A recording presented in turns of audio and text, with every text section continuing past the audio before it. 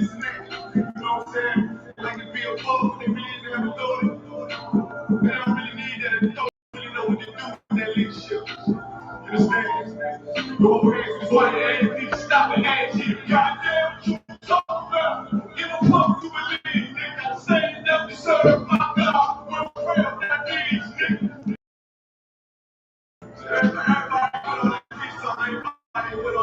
Live like my boy, stop it, it's about to get serious. Boy, and the eaters with dope, and killers with crack, what the fuck with your leaders, I'm curious. You can't stop through your blood, you train you in and fall new beats. You can't see the problems, I tell you the street. If you don't wake up, you gon' die in the dreams. I say you won't, will tell you no more. I swear these crackers try to kill us slow. Just spoke to a nigga in Fed, and young on parole because of the coke, and it feel like a host in this world, and it don't go together. Nowhere it's going together. I'm in the city blazing with my niggas, just told the devil to show that was selling props. So tired of these niggas keep talking about, you know, you respect my religion, I respect your religion. Boy, you ain't stop and ain't need the props. You know, like we all come together. You know what I'm saying? They say God sold up the world. God sold up the world. No, you ain't need to stop and ain't need to. Goddamn what you talking about. Don't give a fuck what you believe. You gotta stand up. Facebook can come back up here. We're proud now, these niggas. Yeah. And you know what? We're proud now, these niggas. Stand up. You know what I'm saying? Boy, you ain't with me. I got my hands shit. Boy, I'm gonna step on the side of the shoulder. Fake niggas say sound like God. Let's go, let's go. I ain't taking no loss. Ain't no talking, but we on the floor. Ain't no peace, just take it to the open, to the open, low, to the right off. That's how we can't give me slack. And I can never let bike on me, bike on. Got you, baby, mother, on high, on high. I ain't never let bike on me, got you, props. Instead of me so below to the Lord, I dare you, boy. You never won't fail, you bitch, I can afford. I'm a prince, so you bring it on board. Push your leaders weak, let them lies slip through their teeth. Stop your hands, you props. That's just the reality, Christians. I'm sorry to hurt your feelings. I know your pastor lied to you every Sunday for 30 years. But that's what the church is for. That's why it's just a lie. Don't lay on your prophets. Boy, your ass need to stop it. Ass need to get out of the truth talking about. Don't give a fuck what you believe. Nigga, stand up and serve my God. We're proud of these niggas. We're proud of these niggas. Stand up, serve my God. We're proud of these niggas. Yeah, it's not Christ. I will take that. All right, Shalom Israel. We are the I.S.U.P.K. out of 1 West 120th Street, Harlem, New York, under commanding General Yahanna. All right, we've been teaching the truth according to the Bible since 1969, that the so-called black man, Native Indian man, and the Hispanic man are the 12 lost tribes of the nation of Israel. All right, and today, what we're going to be getting into in tonight's Monday night history class, right, the name of the topic is saying that you know the Bible means that you know black history.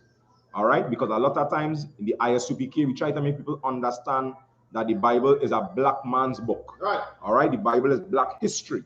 Now, understanding that the Bible is black history, anybody, you know, might be on the streets or wherever it may be, debating about the scriptures, actually saying, or actually what they're doing is declaring that we know black history, right? Now, if the Bible was viewed from that standpoint, right, then the black community, right, would have been in a better place on a whole, right? But due to white supremacy, due to Christianity, due to our religious leaders, we do not understand that the Bible is black history, right? Is a blueprint to make the so-called black man understand what he needs to do to return in power.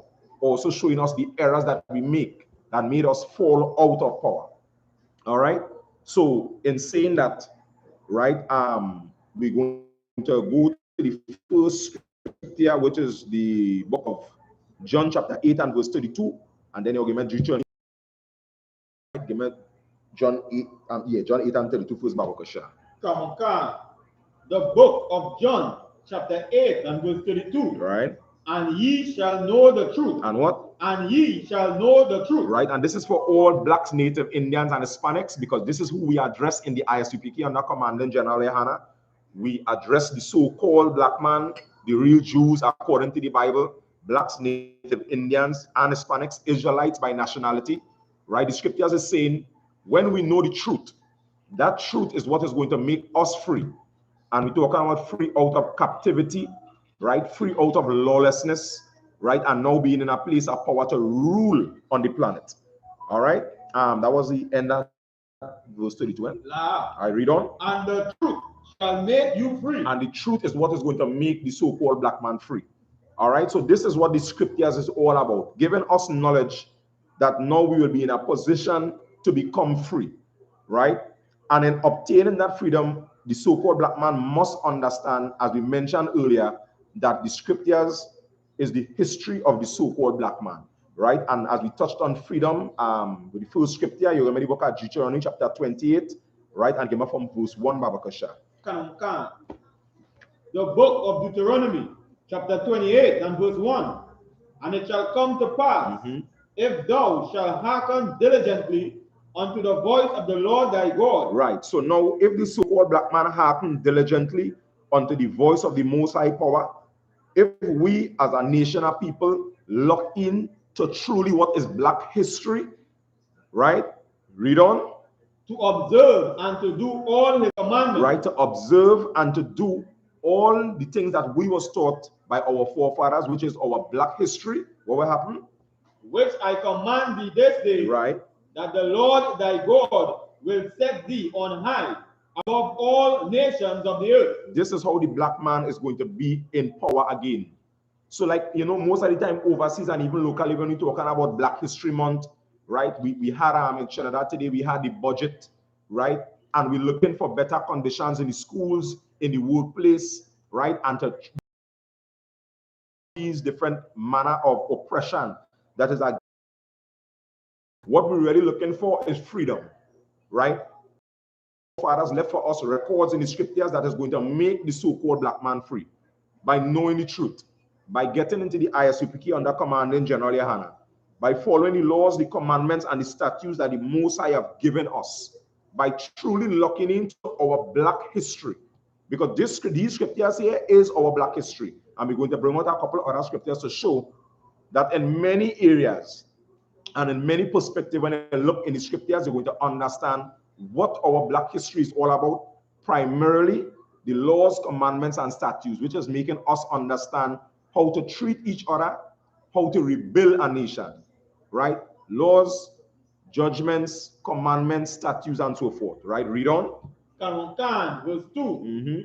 And all these blessings shall come upon thee. What shall come upon us? All these blessings shall come upon thee. Right now, we're going to be able to rebuild our economic structure, rebuild our military structure, right? Rebuild a love and a passion for each other, for your people. All right, read on. And overtake thee. Right. Because some of the scriptures talking about that shall about when blessings over is like a cult here. One time you're reading the scriptures are hearing about blessings overtaking black people, overtaking the nation of Israel, you're talking about a cult here. So locally, you might hear, well, carnival overtake Trinidad. Carnival is a must. They're fighting tooth or nail because it turned it and it became a cult here. So we want the blessings from the Most High through the constitution that we have. We want that to become a cult here. That is what the scripture is saying to us so-called blacks, native Indians, and Hispanics, right? One bloodline of people. Read on. If thou shalt hearken unto the voice of the Lord thy God. Verse 3. Blessed shall thou be in the city. Right. And blessed shall thou be in the field. Right. So regardless whether we're in the city or in the field, we'll be dominant. We'll be the rulers. Right? As the scriptures say, we'll be blessed. We'll be above anywhere we go, in the city or in the field. Ruling will just be a part of our DNA, a part of our culture, right? Something that is rightfully ours by bloodline to rule. Read on. Verse 4. Blessed shall be the fruit of thy body. Right? Blessed shall be the fruit of our body, right? Even all our offspring, right? We'll have full health. We ain't gonna be hearing about diabetes, sugar, and different ailments. You know what I mean? That a lot of our offspring are being born with now during this captivity due to a lot of systematic oppression, right? Read on. And the fruit of thy ground. And also what? The fruit of thy ground. And the fruit of our ground, because we have laws even for the field. Each other, the whole ecosystem, not eating pork, crab, lobster, and shrimp, allowing the pigs to do what they're supposed to do, and you not consuming that anybody, right? Read on. And the fruit of thy cattle, The fruit of our cattle, and the increase of thy kind, right? And the flocks of thy sheep, right? Verse 5, blessed shall be thy basket and thy store. Right? Blessed shall be what? Thy basket and thy store. That means we will have a culture of no want. That is basically what the scripture is saying to the so-called black man.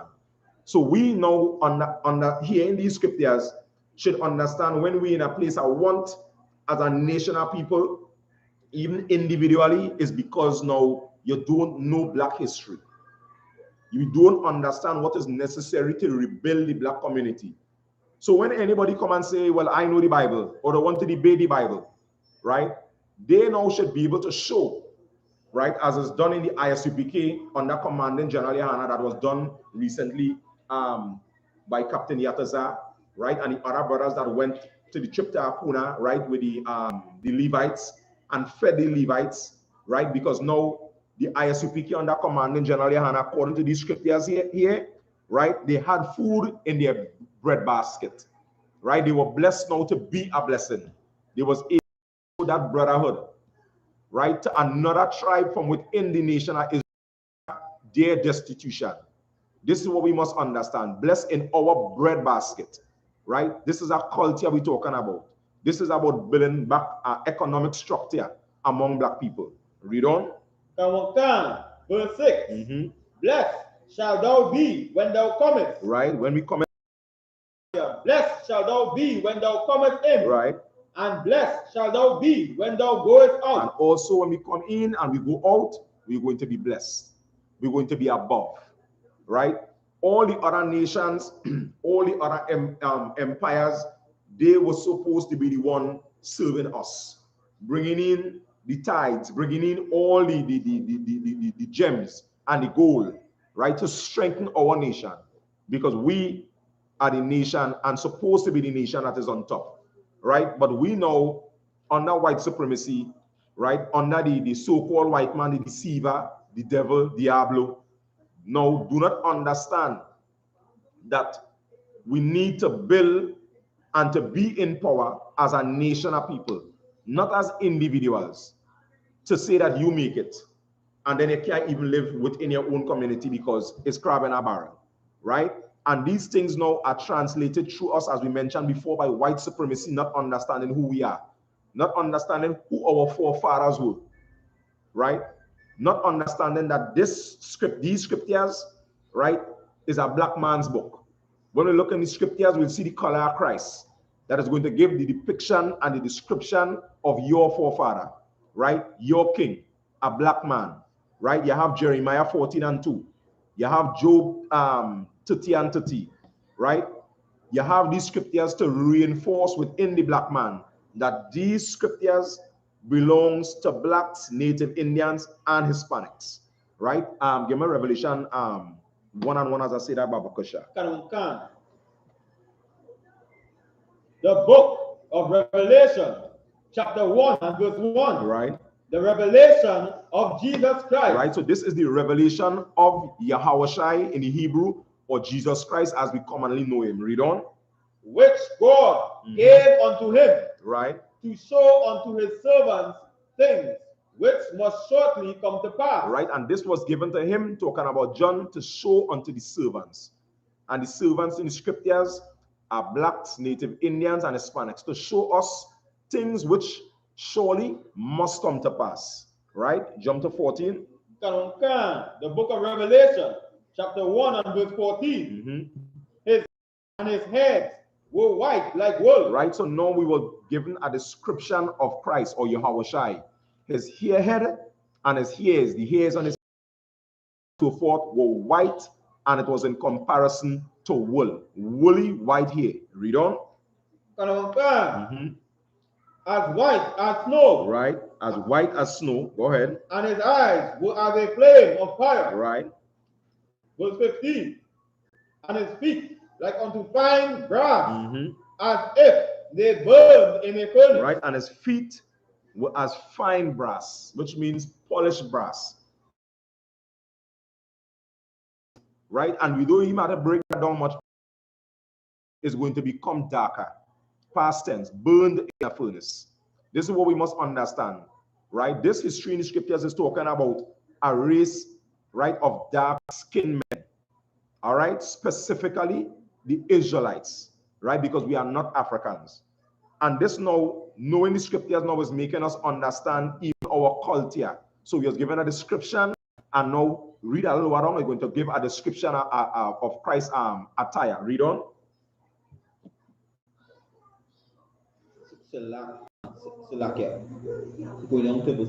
Yeah, let's read. Let's continue from where you drop off. We'll talk about his belt and so forth.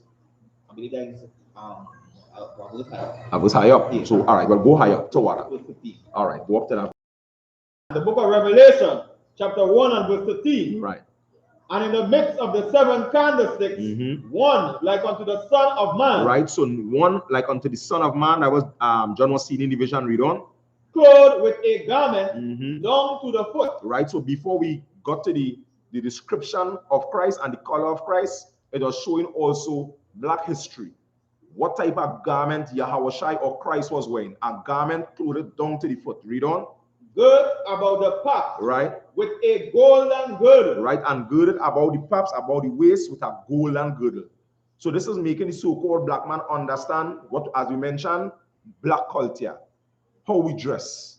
So Christ had around his waist a war belt, right, made out of gold, a golden girdle. Right. That was all in the description of the garment. Right. That part didn't have any beryl. No, I believe that is but no, we have one in Daniel also, but this not added in that, right? One in beryl and one in Daniel. All right, well, Salakia, right? Give me all from there.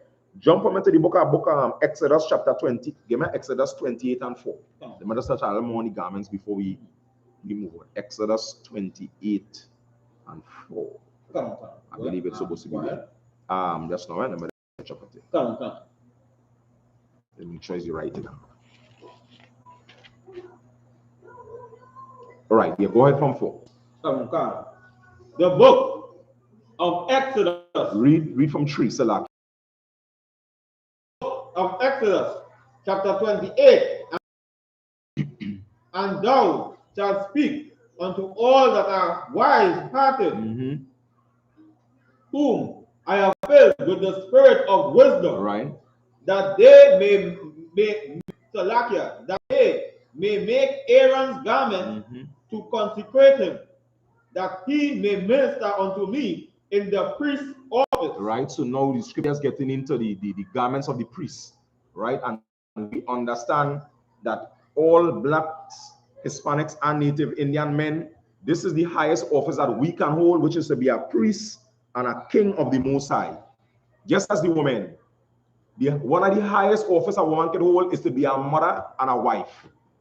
And these things is going to put as the only white man try to push it purpose. What is your purpose and what is your destiny? That is going to put that into perspective. So in all the things we might be able to do, to be a doctor, a lawyer, a scientist, or whatever the case might be, then you understand primarily, right, what is your purpose with this bloodline? To be a priest and to be a prophet, to be a mother and to be a wife. And then you have all these additional abilities, qualities, and gifts that the Most High have given us now to help make us, as we should say, whole. This is what we must understand. So now we're getting into more of the black culture. So now we're touching on some garments. Read on. Verse 4. And these are the garments which they shall make. A breastplate. Right. And an ephod. Right. A breastplate and an ephod. Right. And a lot of us may have an idea about it. That is something that the priests used to wear, right? As the scripture say, a breastplate and an ephod, right? Read on. And a robe. And a what? And a robe. A dress. A robe. A dress. A robe. A robe, not a dress. You understand? So a lot of these fake Israelite groups and different cultures, we see, like the men from Scotland also and so forth. This is not black culture. This is not black history. We wear robes, not dresses, all right? Because we are not allowed by law to put on the garments of a woman. So we wear robes. Read on. And a embroidered coat. And a what? an embroidered coat. Right, an embroidered coat. So we wear robes and we wear coats, not dresses. Read on. And Salakia, a mitre. A mitre. And a girdle. Right, a head wrap and a girdle. Read on. And they shall make holy garments for Aaron thy brother. Right, so now this was holy garments. Garments that was separated Salakia for the priests.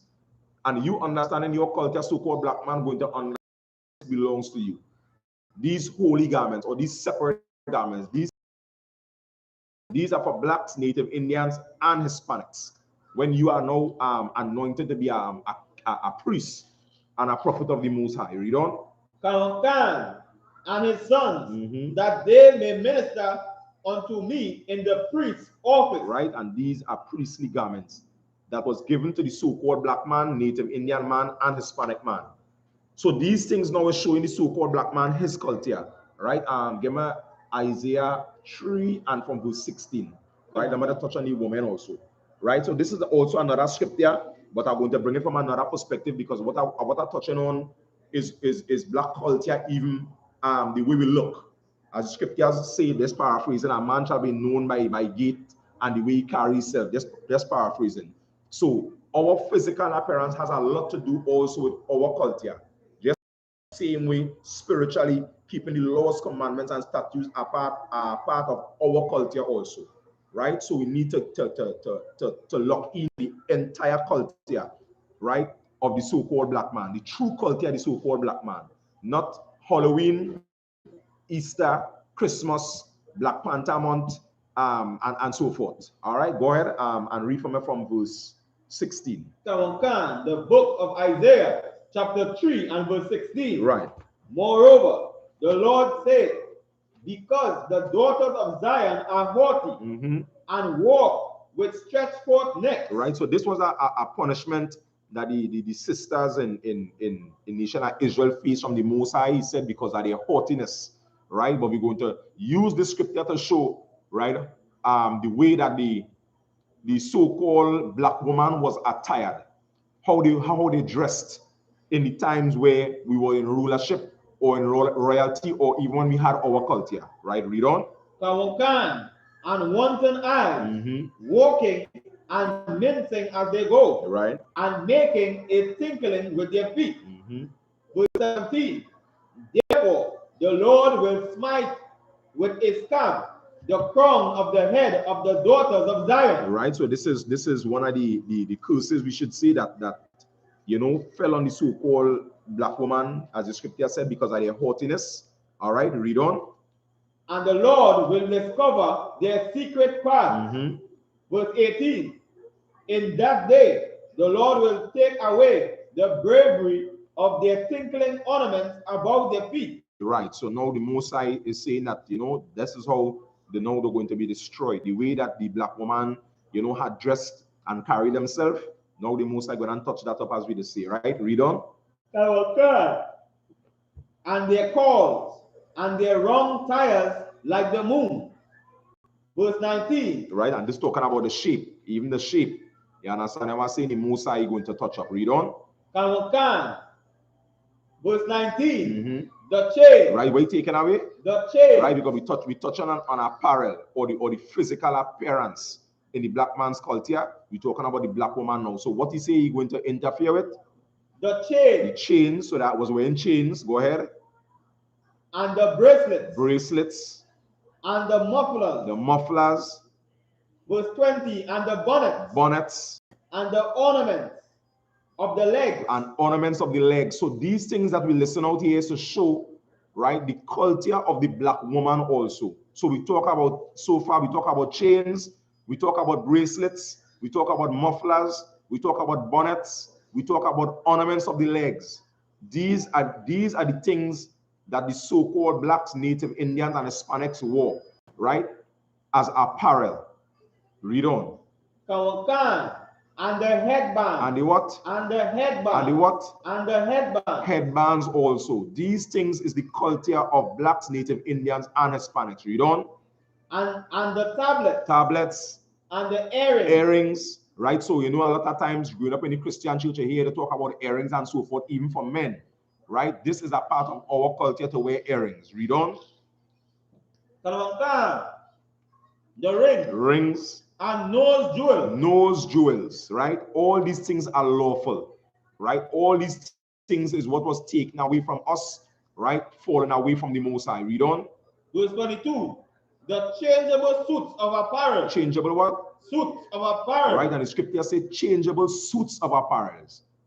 Not changeable t-shirts or changeable short pants. Like, you know what I mean? It's showing you royalty suits, a full kit, right? This is the way that the black woman was able to attire herself, right? Modestly. And the mantle, and the wimple, right? And the crisping pin. Verse 23. The glasses. The glasses, right? I can't recall exactly what the glasses was, but it's not glasses, right? So I want to ask the camp leader to get a refresh on it. I'm not seeing it in my notes. Go ahead. And the fine linen, and the hoods, and the veils, right? So hoods, veils, right? Crispin pins, right? Glasses, and so forth. All these things is what the so-called blacks, Native Indians, and Hispanics had as a part of their culture, right?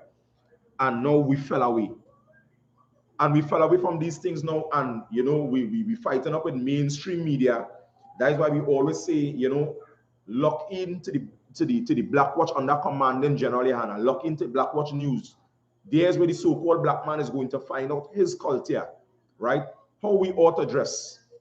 What being an Israelite is all about. Not through mainstream media, not through Nicki Minaj and all these other we call them again celebrities, Beyonce and Jay-Z and so forth. They are not the ones to teach the so-called black man or the black woman how we ought to dress, how we ought to carry ourselves physically, right, mentally or spiritually. So then we need to understand that it's our responsibility to get into these scriptures, get into black culture, right? Because black culture covers every aspect of our life, our well-being. And this now is what is going to bring us now totally now to a place of rulership. You understand? Because we had that swag, as the scripture say, we the salt of the earth. You understand what I'm saying? Just by having these laws, commandments, and statutes makes us the salt of the earth, right? Just the way the black woman can dress herself will outclass any other race, because we do it under the eating the worst food, drinking the worst water, living in the worst ghettos, and still will outclass any other race. Right. You understand? And the other races hate us for that. But it's a fact, right? It even had I believe in 17. Do a favor. Just pull up the Tignon law just now. Must see if I can get the spelling of that. Was, I think it's TIGON, Tignon law. Right, that was in 17 something, I believe in the southern part of America that passed a law. Anything come up? You're right. Click on it, let me see. So what? Yeah, read just read it out from about question. The Tignon law. The Tignon law, also known as the Chigon law, right, was a 1786 law enacted. What date it was? A 1786 law enacted by the Spanish governor of Louisiana, Esteban Rodriguez. Right. So this was in the southern part of America. This was a law that they had put in place. Right. Read on.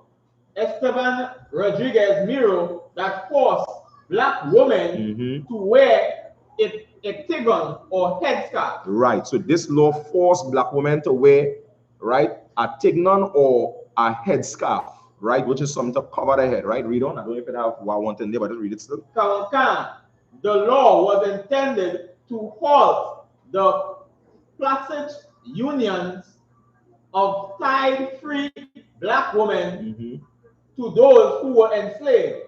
But the women who followed the law have been described as turning the headdress into a mark of distinction. Right. Scroll up. Scroll up. See again.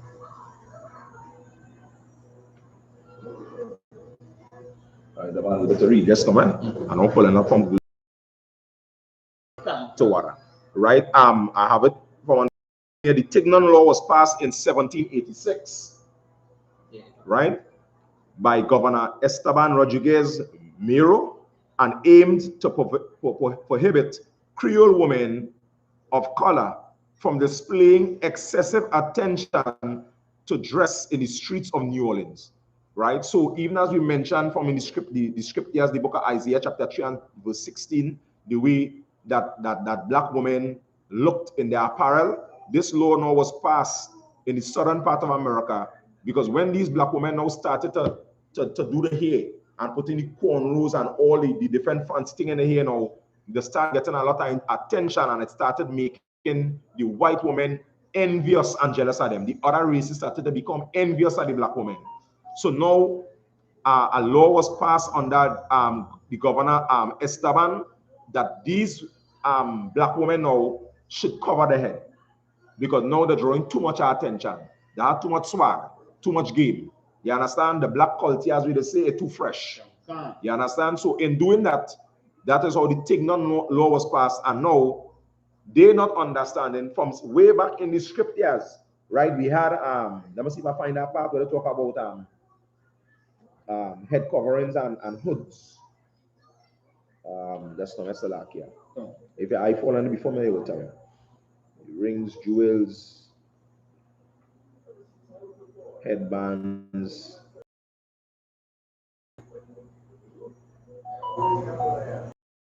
Right, I ain't following, but glasses and fine linen and the hoods and veils, right? So these is things that the so-called black woman always wore.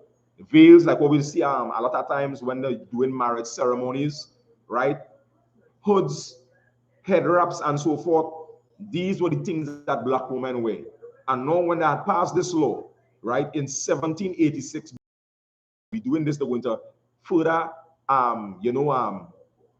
enslave, right, the so-called black woman. Now this become a higher trend and a higher game, and now everybody start now using the head wraps and so forth, even among the white woman. But these things is to show us that we have a culture, right, as blacks, native Indians, and Hispanics, unlike the world would like us to know otherwise. We do have a culture. The way that we dress, the way that we eat, right, the way that we carry ourselves. We have a culture, and we are a nation of people, right? Blacks, Hispanics, and native Indians, the real Jews, according to the scriptures. All right? Give me the book of Jeremiah chapter 14 and verse 2. Babakosha. Let me get another black scripture. And I'm going to check the time. And I wonder if I can touch on root today, boy. They give me Jeremiah 14 and 2. The book of Jeremiah, chapter 14 and verse 2. Right. Judah mourneth. Right. What say? Read it again. Judah mourneth. Right. Judah mourneth. So the scriptures is talking about the real Jews. The Jews are in mourning according to the scriptures. That is the blacks, native Indians, and the Hispanics that they read on. And the gates of thereof languish. And the gates thereof languish. Talking about the leaders. Right. The leaders are weak, lazy, not looking out for the nation. Right. These are your Creflo Dollars, your TD Jakes. You understand? Your what call one locally again? Vancouver, Coffee. Yeah, Pastor Dutton. It's the next one up in Lavantil. And the list goes on. The gates thereof language, the ones that's supposed to be to the forefront, to set the standard, to be the bearer, to enforce laws, commandments, and statutes in the black community, to protect us. That is not being enforced. All right, the gates thereof languish. Read on. They are black unto the ground. The Jews are what? Black unto the ground. The Jews are black unto the ground. So this is what the scriptures compare our blackness to the ground. So different parts of the earth, on the soil, they're going to get all different shades of brown. As the scriptures say, my heritage is a speckled roux. Just paraphrasing. You're going to get from a light brown, like a beet sand brown, all the way to a dark brown, right? Want to go into the color being black.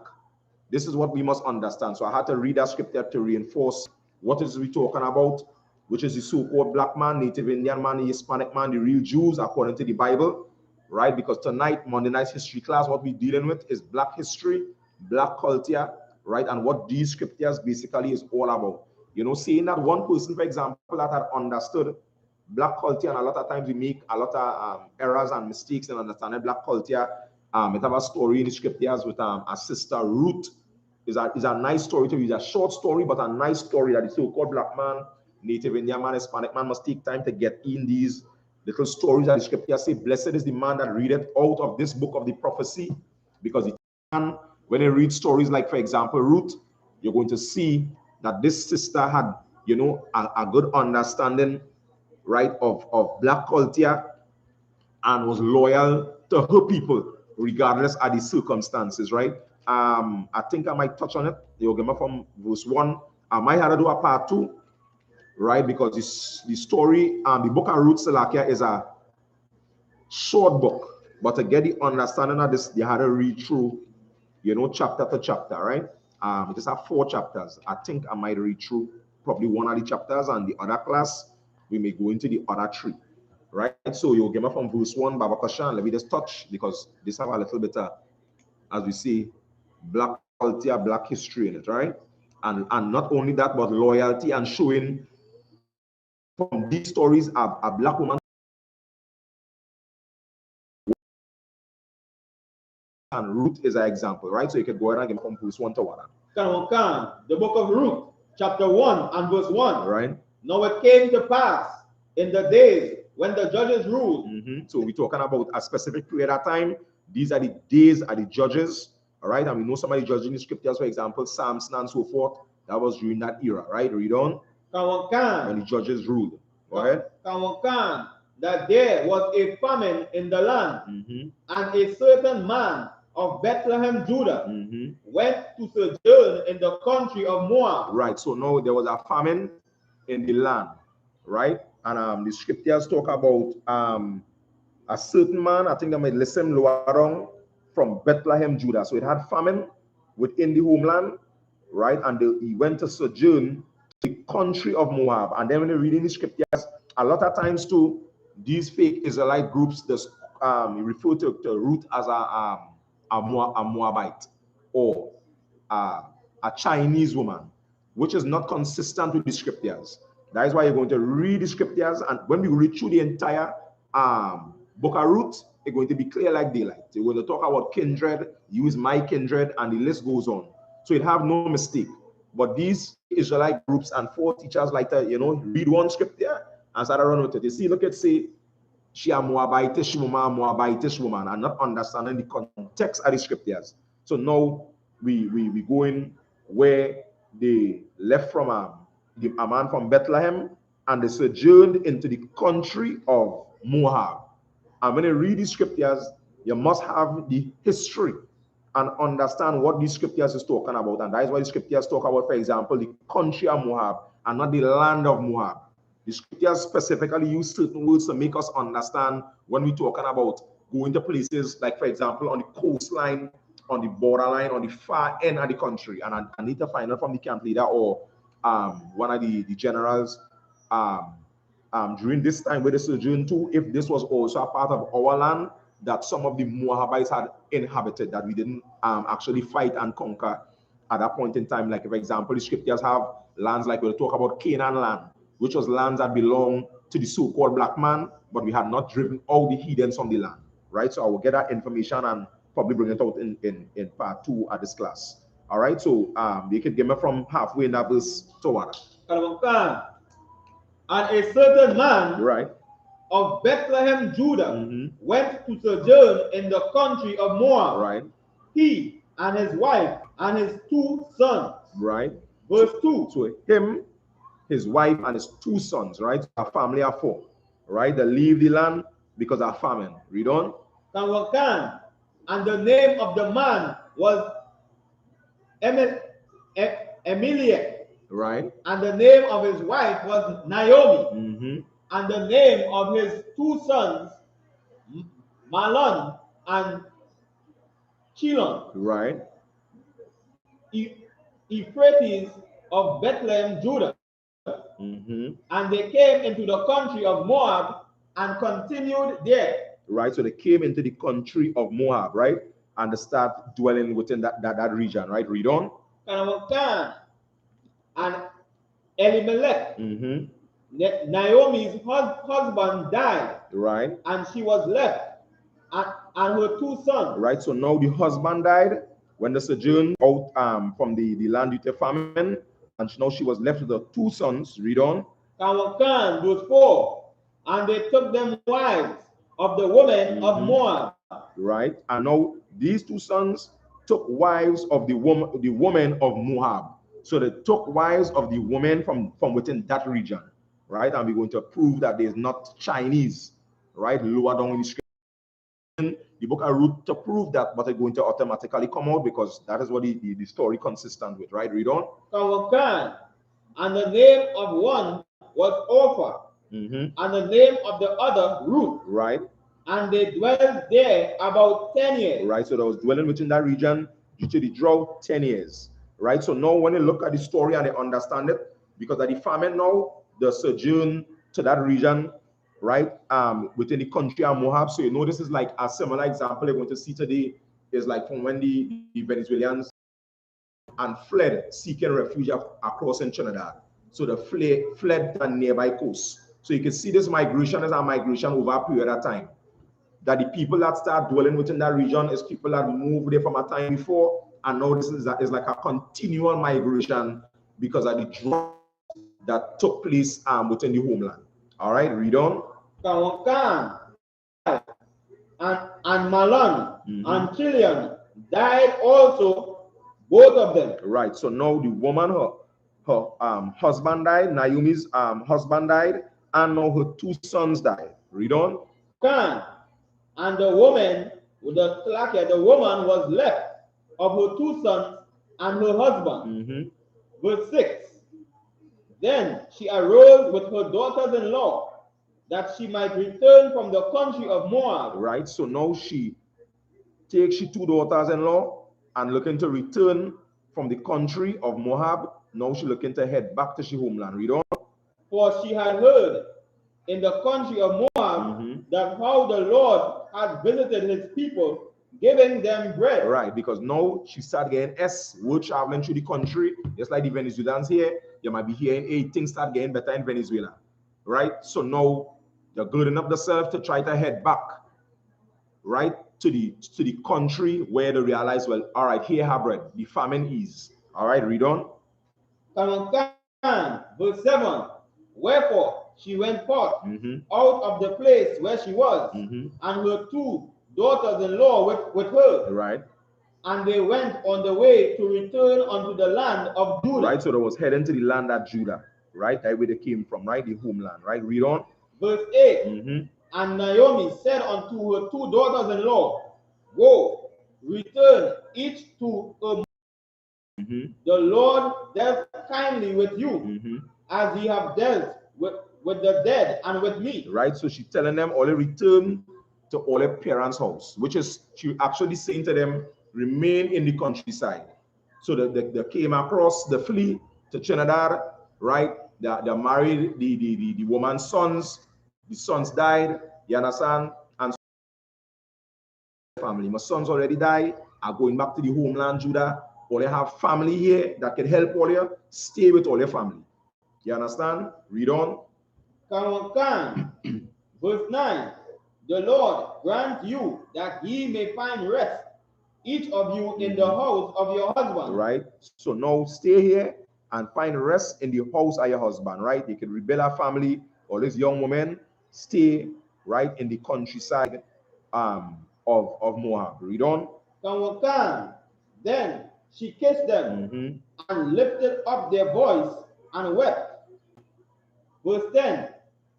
And they said unto her, Surely we will return with thee unto thy people. Right, so they say now, we ain't staying here. All we grow up here, you understand?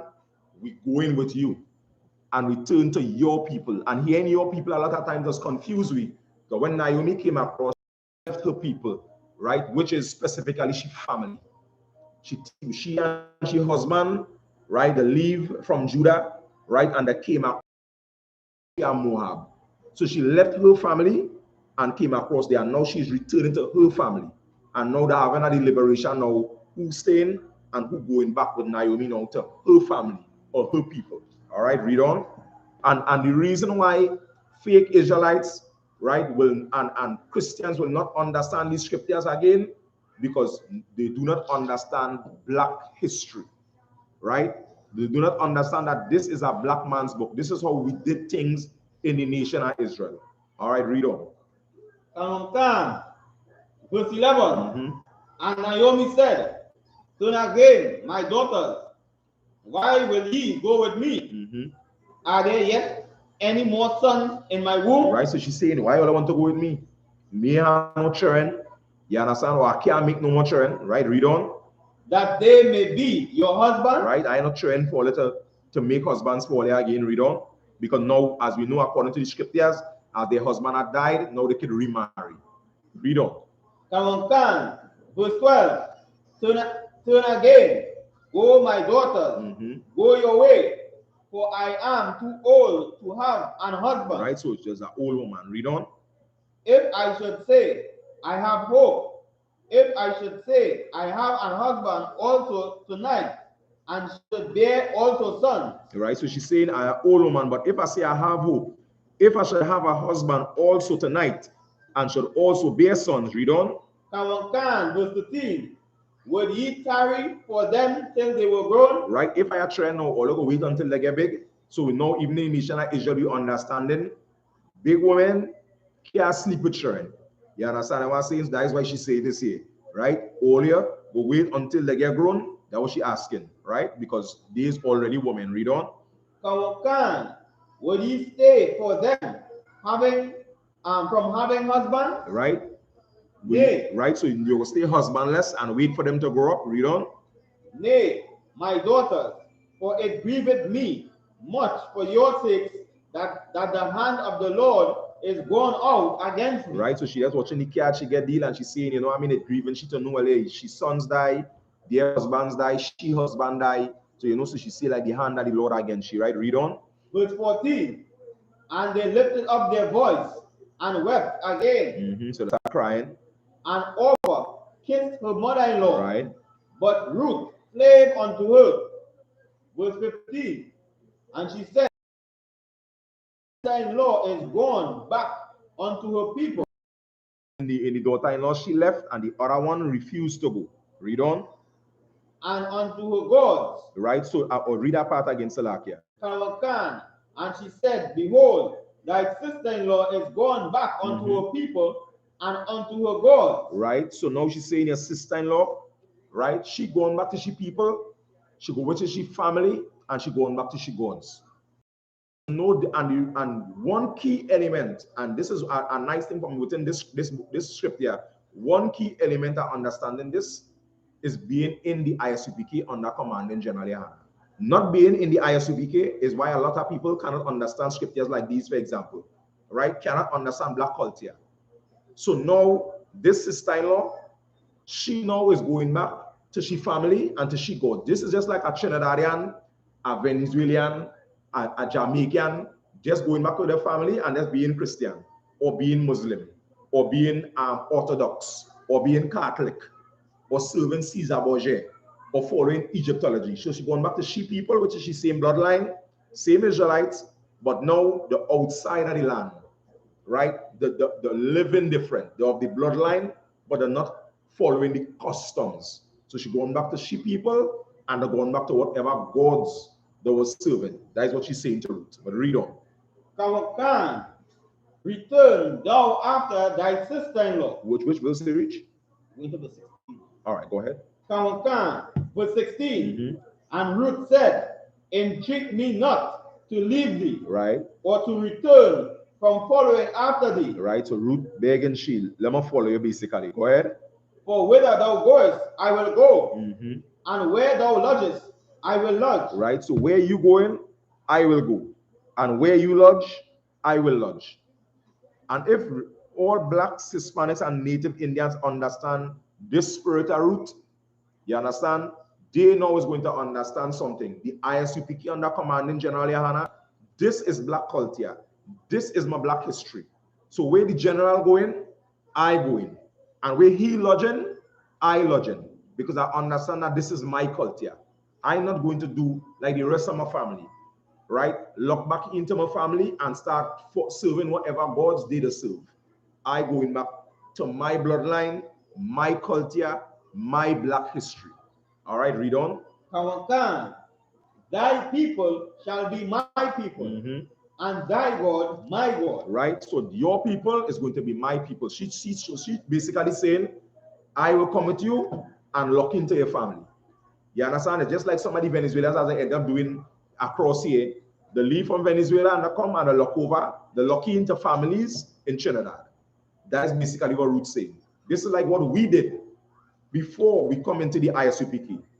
We leave we family and lock into a new family now in the I.S.U.P.K. under commanding Gen.YAHANNA. This is the same spirit that was being demonstrated by Ruth, right? And this is how you know that a person have understanding, by knowing to get in the truth and to remain in the truth with all the knowledge and whatever the case you might have. To know if you have understanding and know is to remain in the truth. That is going to prove that he is a man or is a woman of understanding, by understanding that one principle, right? Read on. Verse 17. Where thou diest, I will die. Right, so she say, where they burying you, let her bury me there too. Read on. And there will I be buried. The Lord do so to me, as more also, if aught but death part thee and me. Right. So I making nothing statement. I see she's saying, but let the Lord punish me. Read on. Verse 18. When she saw that she was steadfast minded to go with her, then she left, speaking unto her. Right. Verse 19. So they two went until they came to Bethlehem. Right. They went to where? To Bethlehem. Bethlehem. Read on. And it came to pass, when they were come to Bethlehem, that all the city was moved about them. Right. And they said, is this Naomi? Right. So now they see Naomi return, because I believe she was in the country of Moab for about 10 years. So now everybody, your neighbors, your kindred, your cousin, your aunt, your uncle, whoever, and she and unto them, call Mara, for the Almighty has dealt very bitterly with me. Verse 21. I went out full, and the Lord had brought me home again empty. Right, so this is she basically explaining to them here what took place during the 10 years. She left with her husband, right? She 2 sons, and they all died. That is basically what she's saying. So she's saying, don't call me Naomi no more, call me Mara, because of her circumstances, right? Read on. Come on. When they called me Naomi, saying the Lord had testified against me, and the Almighty had afflicted me. Right. Verse 22. That's no, I think it's kind of like a question. Read it again, man. Saying the Lord had testified against me, and the Almighty had afflicted me. Right. Go ahead. Verse 22. So Naomi returned, and Ruth, the Moabitess, her daughter-in-law, with her. Right. So Naomi returned, and Ruth, the Moabitess, right? Which means this is an Israelite from that region, right, of Moab. Right. Read on. Her daughter-in-law. Read on. Which returned out of the country of Moab, and they came to Bethlehem in the beginning of the barley harvest. Right. The time or the season when from the barley harvest. So this first chapter, right, had basically shown the loyalty that that Ruth had to Naomi, right? And this is the same loyalty that the so-called black man must have to his culture. She decided, hey, I live in my immediate family, and I'm going to lock in with my true family. I'm going to serve the true and living God. I'm going to follow this true culture that belongs to blacks, Hispanics, and Native Indians. I give my time check how long the class is so far, not the time. Give my idea how long it is, so I will know how far to go in the store. How much? 55. All right, I'll take on more. I can give me some a part of those 2. And then we will continue from there. We'll try and stop at the appropriate part. Right? So we're going to continue from chapter 2, Salakia, right? Go ahead. The book of Ruth, chapter 2 and verse 2. And Naomi had a kinsman of her husband, right? A mighty man of wealth. Right. So this is she husband's family, right? A kingsman, and we can find examples of that, like Romans 9, I believe, and it's 4. My brethren, my kingsman, according to the flesh. We're talking about family here, right? So a family as she husband, right? That is being spoken about right now. Read on. A mighty man of wealth. Right, a wealthy man. Of the family of Elimelech. Right. And his name was Boaz. Verse 2. And Ruth, the Moabitess, said unto Naomi, let me now go to the field and glean ears of corn after him, in whose sight I shall find grace. Right. So now the realized situation then, you understand? Ruth do have a husband, she do have any children, and we have laws in the scriptures for blacks, native Indians, and Hispanics. This is our culture. When a woman now his husband die and she childless, then another man which is close to the brother that had died is going to now be the husband of this woman. You understand? Also, we have laws concerning gleaning the corners of the field, and I believe this principle is what was being applied there for the poor, right? So they came back and now they were seeking favor, right, from this family of Naomi. Amalek is his name, right? Read on. Come on. No, Salakia, Boaz. Salakia, go ahead. Come on.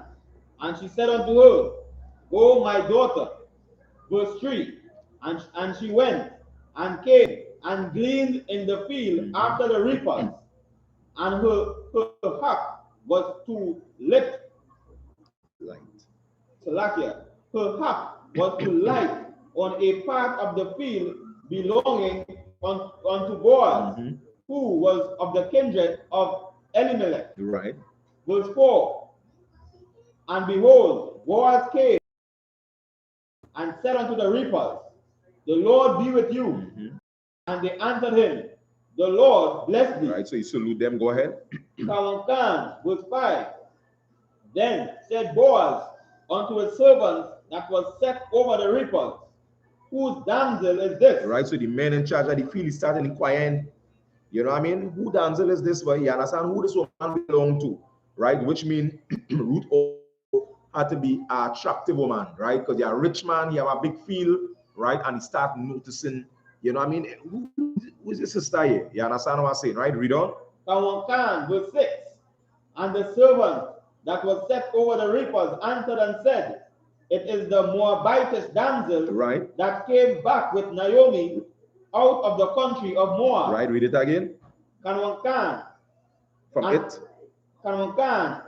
is the Moabitess damsel. It is who? The Moabitess damsel. Right, and that is why they call she the Moabitess damsel. This is what we go see today. We see that the Venezuelan woman, right? They ain't call she specifically. They call she from the country that she come out from, Moabitish woman. Like we see Trinidadian, right? And they wouldn't necessarily refer to her as an Israelite, right? Go ahead. Yeah, go ahead. Yeah, if I may, and that is exactly like what happened like today, right? Like how the Jewish man. The Jewish man, that's exactly right. He is not a Jew. Not a Jew, yeah, right? But he act like a Jew. You understand? Or he's trying to imitate a being a Jew. So she from within the zone, they referring to she, as they rightfully said, Officer Maikwa, as a Moabitish woman, meaning she from that country or that region. You understand? Not of that bloodline. Right? Go ahead. Right? To what again? I believe is verse. Yeah, go ahead. Give me the middle of verse 6 again from it. Yeah. It is the Moabitess damsel that came back with Naomi out of the country of Moab. Right. Verse 7. And she said, I pray you, let me glean and gather after the reapers among the sheep.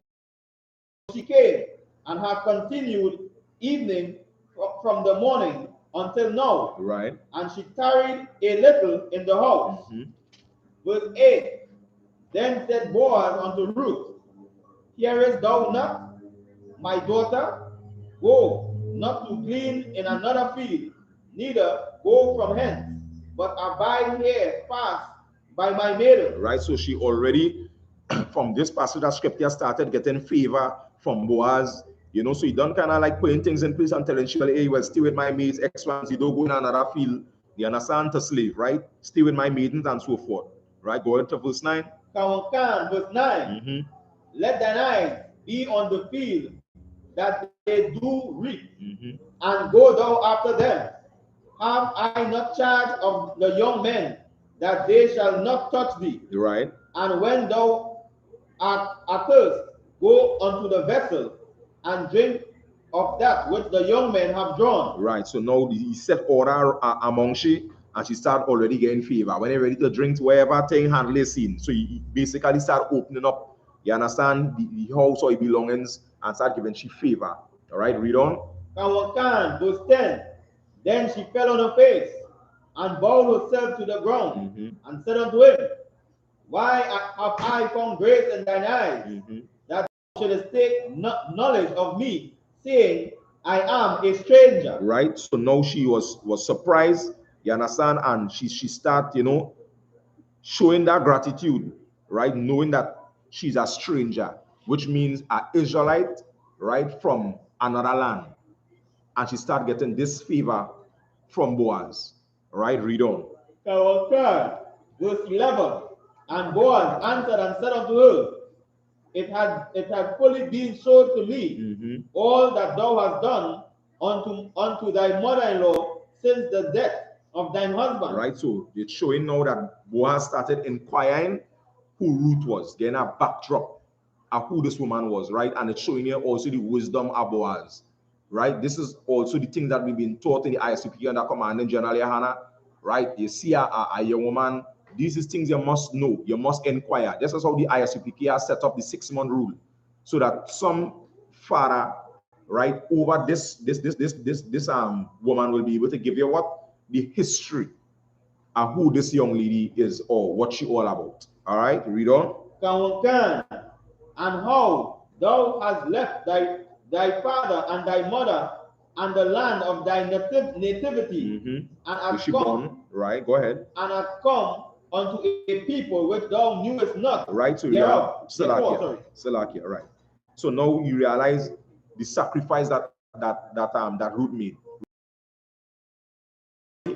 Right, abandon all what she know to come across now, as we say, to she homeland, right, to she true family, right, to serve the true and living power. This is a 4-chapter book, but it's a beautiful thing to read. Yeah, and making it really understand, as I mentioned before, the spirit that not only sisters but everybody should be in within the nation of Israel, right, in terms of bringing yourself into the I.S.U.P.K under Commanding General YAHANNA, making that sacrifice now to separate from that which you know is not originally what was our custom, our culture, but you show these things you've seen in Egyptology, in the from the imams, from Christianity. You know that these things are not black culture. So then you need to have that loyalty and that right spirit now to step up as Ruth did and come among your people. You understand? And start serving with your people and start getting that favor from the Most High. And that is what Ruth was demonstrating, right, within these scriptures here. Right? Go ahead. Verse 12. The Lord recompense thy work, and a full reward be given thee of the Lord God of Israel, right, under whose wings thou art come to trust. Verse 13. Then she said, Let me find favor in thy sight, my Lord, for that thou hast comforted me, right, and for that thou hast spoken friendly unto thine handmaid, though I be not like unto one of thine handmaids. Right. Now she lock in. She knows she new to the zone. You understand what I'm saying? She new to the family, but they treat she as a sister. And this is what Commanding General YAHANNA always pushed, that brotherhood and sisterhood. That was demonstrated again, as we mentioned earlier, right, by the brothers from Texas, right? That was demonstrated by the generals. This is how we treated the Levites seeking refuge. Not I just abandon them, but they, as we say, being strangers, we as sisters, ensuring that they had food, ensuring they had clothes, and making other provisions for them. Right? Read on. Verse 14. And Boaz said unto her, Salakia, and also giving them, as we say, spiritual food, which is making them know who they are. The real Jews, according to the Bible, from the tribe of Levi. All right, Salakia, read on. And Boaz said unto her, at mealtime, come down hither and eat of the bread, and dip thy morsel in the vinegar. And she sat beside the reapers, and he reached her parched corn, and she did eat, right, and was sufficed, and left. Verse 15. And when she was risen up to glean, Boaz commanded his young men, saying, let her glean even among the sheaves, and reproach her not. Right, so yeah, no pervert or no Bible. Don't treat you different from the other sisters working in his own. Don't treat you as an outsider or as a stranger or an outcast. Right, read on. Verse 16. And let fall also some of the handfuls of purpose for her, right, and leave them, that she may glean them, and rebuke her not. Right, so he started making provisions, putting things in place, setting up things in such a way where she had plenty to go home with. You understand? And he started putting instructions in place for the young men to understand well how to operate so she could get her favor. Read on. Verse 17. So she gleaned in the field until evening, beat out that she had gleaned an ephah of barley. Right. Verse 18. And she took it up and went into the city, and her mother-in-law saw that she had gleaned. So Salakia, and her mother-in-law saw that she had gleaned, and she brought forth and gave to her that she had reserved after she was sufficed. Right. Verse 19. And mother-in-law said unto her, where hast thou gleaned today? Right. So she had to ask that question because she's seeing how much, you understand, Ruth was able to bring in. Right. Read on. And where wroughtest thou? Blessed be he that did take knowledge of thee. And she showed her mother-in-law with whom she had wrought, and said, the man's name with whom I wrought today is Boaz. Right. Verse 20. And Naomi said unto her daughter-in-law, blessed be the Lord, who hath not left off his kindness to the living and to the dead. And Naomi said unto her, the man is near of kin unto us. Read it again. The man is near of kin unto us. Read it again. The man is near of kin unto us. Right, and this is one of the scriptures that is going to also make us understand that Ruth is an Israelite according to the scriptures, because this is she mother-in-law talking to she here and making she understand the man is near of kin unto us, not unto me.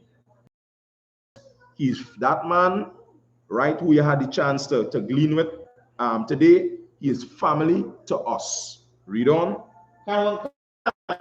One of our next kinsmen. Right, one of our line, the person who could be in line to marry.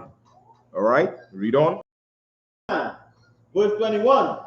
And Ruth the Moabitess. What? And Ruth the Moabitess said, he said unto me also, that thou shalt keep fast by the young men until they have ended. Verse 22. And Naomi said unto daughter-in-law, it is good, my daughter, that thou go out with his maidens, that they meet thee not in any other field. Now, you know, operating and working a certain way, right? Which is you know how to operate, right? Go ahead. Verse 23. So she kept fast by the maidens of Boaz to glean unto the end of the barley harvest and of the wheat harvest, and dwelt with her mother-in-law. Right. So, right, due to the time, we will hold up the next two verses, and I will go into these next two verses on a part 2 of this class. But this is a story that is going to show a lot of brotherhood, a lot of sisterhood, a lot of nationhood, right? A lot of loyalty to your nation, to your people, to blacks, Hispanics, and Native Indians. And this is the mindset, this is the spirit, right? This is the behavior that all the nation of Israel is supposed to have and possess. That is why, you know, the scriptures say one mind, one spirit, and one judgment. Without being in the I.S.U.P.K, right? Is have a lot of things that the so-called black man will not be able to relate to and understand in the scriptures, and make a lot of error. As Christ used to say, ye error in the scriptures, right?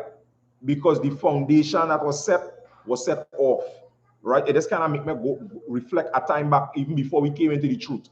We didn't know who is the I.S.U.P.K, but when we start hearing that we is Israelites and the real Jews, we hearing it on the airways, wherever, we started wanting to find out who originally taught this. And that is how and where we ventured to lock in. And it was the I.S.U.P.K under commanding General YAHANNA. This is what blacks, Native Indians, and Hispanics need to do to remove all that confusion. And now we're going to get clarity in the scriptures. We're going to be totally locked in now to understand our black history. And by having that foundation, start becoming clearer and more priests and the prophets that commanding General YAHANNA have set. You understand, our culture and our history once again to rebuild this nation. All right, and with that, I'm going to pass the class over to Priest and Officer Maikwa.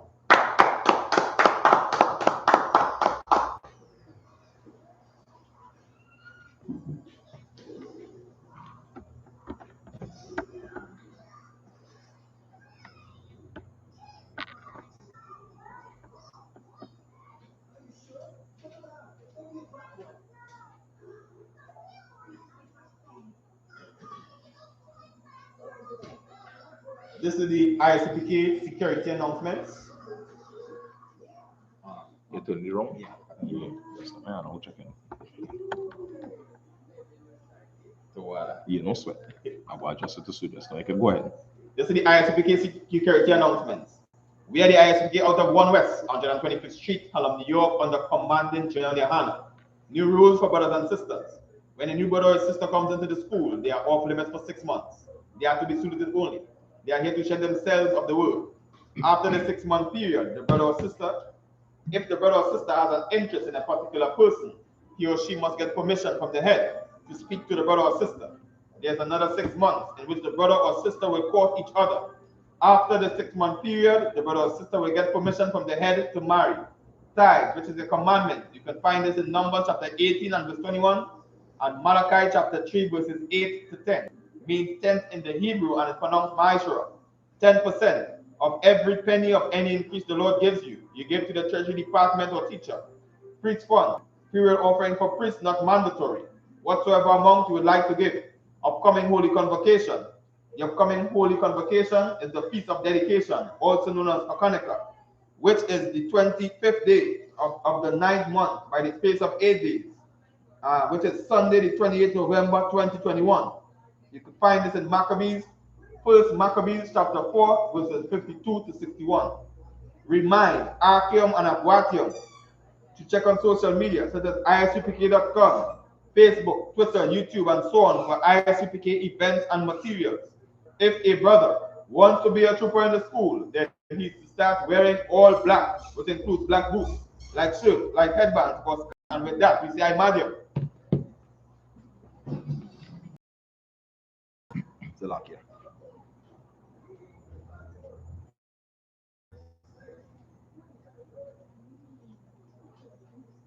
And we're going to begin with the Lord's Prayer in the Hebrew. Abanaw, Shabbat Shemayah, Kodash, Hayah, Shankar, Yahweh, Malvaka, Taba'ah, Ratazaka, Hayah, Aisha, Barataza, Kawa, Hayah, Mashamayah, the Thunder Noah, Lakam, Kal, Yawam, Wasalakno, Kawawatno, Kasalakno, Kawawatino, Wala'ah, Tabianawa, Wanasayawat, Abal, Awashino, Mayan, Rai, Kaya, Laka, Hamalakwa, Waha'ala, Wataparak, Iwalamia, Aman. What he said in English of our Father, which art in heaven, hallowed be thy name. Yahweh, Yahweh, thy kingdom come. done. That will be done in earth As it is in heaven. as it is in heaven. Give us this day. Give us this day our daily bread. our daily bread. And forgive us. Our Our debts. debts. As we forgive our debtors. As we forgive our debtors. And lead us not. And lead us not into into temptation. temptation. Or deliver us. From evil. For thine is the For kingdom. thine is the kingdom. And the power. And the power. And the glory. And the glory. Forever. So be it. Sir, let's give the teacher a one courteous salute. A Madam Shabbat. A Madam Barak. Yahweh Ba Samuel Shai Bakata. Yahweh Ba Samuel Shai Bakata. Yedem Mata. Class dismissed.